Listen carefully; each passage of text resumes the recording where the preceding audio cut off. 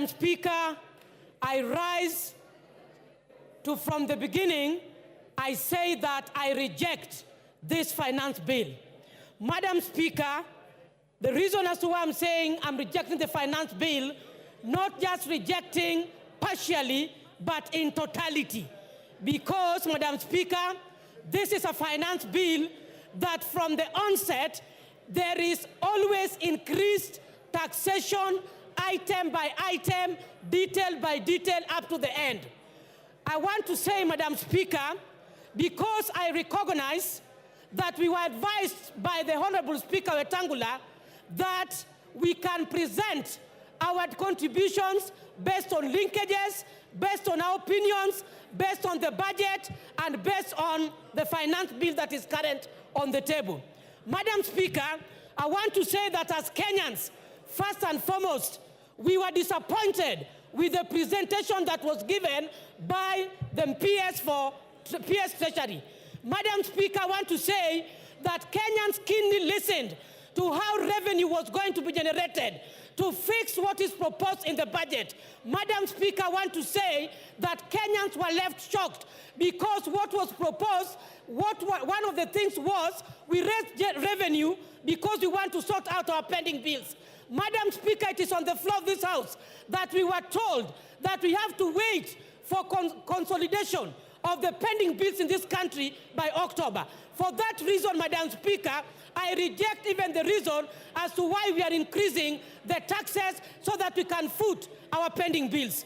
Madam Speaker, I want to say that this House, the leaders must rise up and support.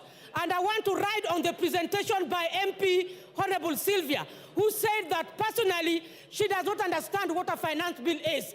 I want to say that even yesterday we know that our colleagues were invited at State House. I thought they were going to make meaningful contributions, Madam Speaker, and give contribution as to why they think they are under siege in the respective constituencies where they come from. Madam Speaker, I want to register in this House that we share as colleagues, but the kind of issues that we are saying that we are relying, there's me of this other side of opposition, is relying on social media. Why did they choose to act, Madam Speaker, on the social media by telling us along the corridors that all the things you were arguing about, we have dropped? Madam Speaker, that was bread issue. Madam Speaker, the taxation of the motorcycle, which means they are also conflicting and contradicting what they're saying, Madam Speaker. Why did they also choose to act on the issues of social media? Why did they choose to respond to the Fourth Estate? Madam Speaker, I want to say that public participation needs to be redefined in this House. Yesterday, when we watched over the television, Madam Speaker, I saw a desperate minority whip.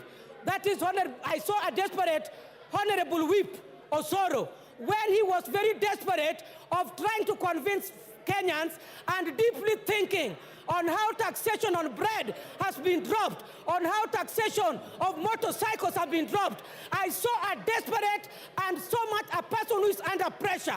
Madam Speaker, I want to say that we must stand firm on the floor of this House and rise beyond numbers. Issues of numbers does not arise when we are talking about finance bill.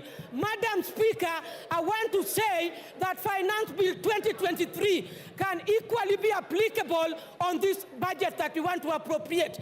Madam Speaker, I want to say that there must be progression on how we generate our taxes. Madam Speaker, private sectors, I wish you gave me one more minute, Madam Speaker. Madam Speaker, I have valid points. Kindly, I'm requesting for 1 minute, Madam Speaker. Thank you so much. Being a woman speaker, you know very well the problems we have. I've traversed in these industries. Private sectors are key. If they migrate from this country, we must take care of their interests. When we talk about zero rating, we go to standard rating. We are talking of exempt. The final sufferers are consumers. President Yoweri Museveni said that Kenyans must learn to produce and manufacture their raw materials. Where is this in finance bill?